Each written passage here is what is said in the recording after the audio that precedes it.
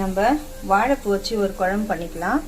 அதுக்கு எண்ணெய் சேர்த்துருக்கேன், கடுகு, வெந்தயம் 1 ஸ்பூனு, கடலைப்பருப்பு 1 ஸ்பூனு, உளுந்து 1 ஸ்பூன் சேர்த்துருக்கேன்.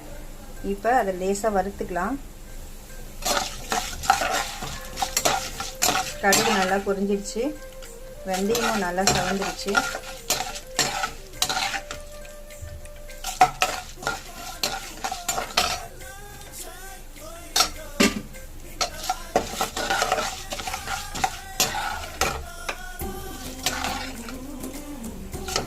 இப்போ வெங்காயம், ஒரு பெரிய வெங்காயம் 2, பூண்டு 2 உரித்து கட் பண்ணி வச்சுருக்கேன், அதையும் சேர்த்துக்கலாம்.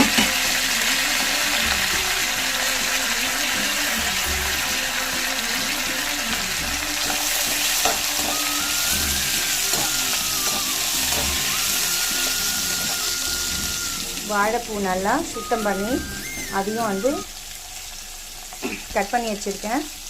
வாழைப்பூ சுத்தம் பண்ணி தண்ணியில் போட்டு உப்பு மஞ்சத்தூள் போட்டு கொஞ்ச நேரம் இருக்கட்டும் எடுத்து கட் பண்ணி வச்சுருக்கேன். அதையும் இது நம்ம சேர்த்துக்கலாம்.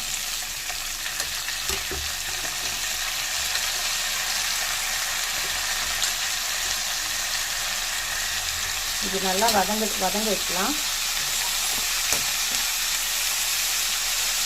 நல்லா செவர அளவுக்கு கொஞ்சம் வதங்கிட்டோம்.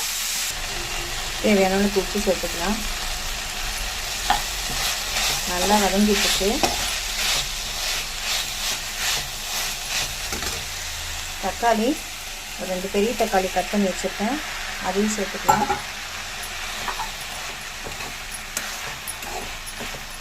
தக்காளி நல்லா அப்படியே குழைய வேகட்டும்.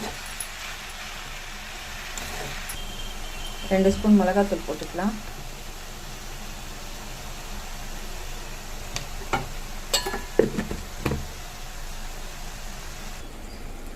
சின்ன சைஸ் அளவுக்கு கொஞ்சமாக புளி எடுத்துருக்கேன்.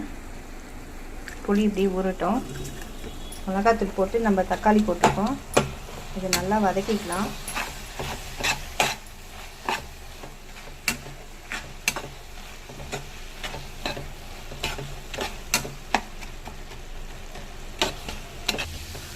நல்லா இப்போ ட்ரையாக நல்லா வதங்கிடுச்சு.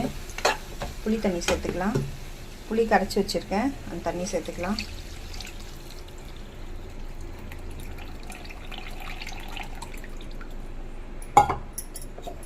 அவ்வளோதான், குழம்பு நல்லா கொதிக்கிட்டோன்னிட்டு நல்லா கிரேவி ஆகிடும்.